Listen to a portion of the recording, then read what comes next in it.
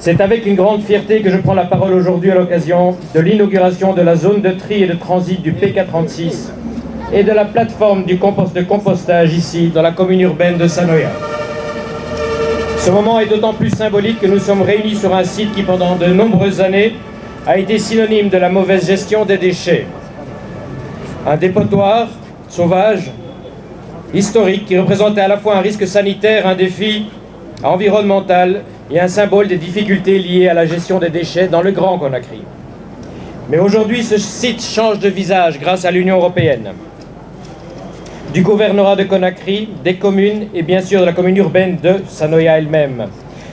Le PK36 a été débarrassé de ces montagnes de déchets. Cet acte, à la fois courageux et visionnaire, a permis d'ouvrir un nouveau chapitre pour ce lieu, un chapitre placé sous le signe de la transformation et de la salubrité.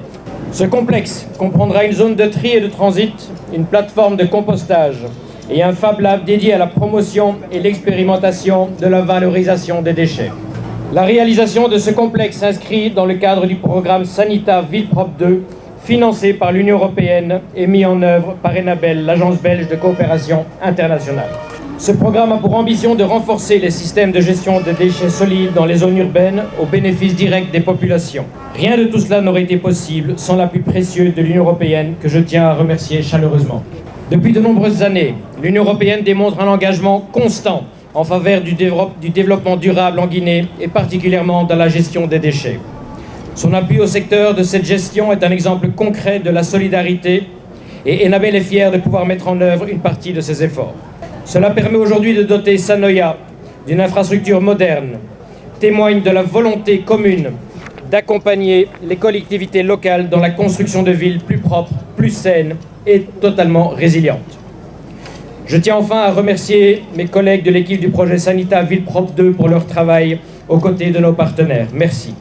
Leur engagement aussi au quotidien pour la Guinée et les féliciter pour ce résultat très concret qui aura un grand impact pour la salubrité du Grand Conakry. Chers partenaires, chers amis, le PK36 est désormais bien plus qu'un ancien dépotoir. C'est un site de référence, un symbole de changement, un levier de développement local. Il revient à chacun d'entre vous, autorités locales, citoyens, partenaires techniques et financiers, de préserver cet acquis et de continuer ensemble le chemin vers une gestion efficace et durable de déchets.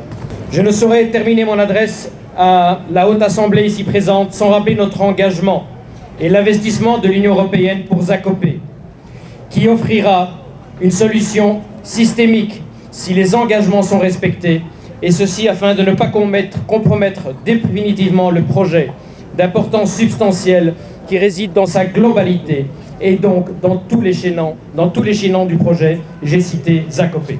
Au nom d'Enabel, je vous réitère notre engagement à accompagner les communes dans cette dynamique de progrès et je vous félicite pour ce bel exemple de coopération réussie.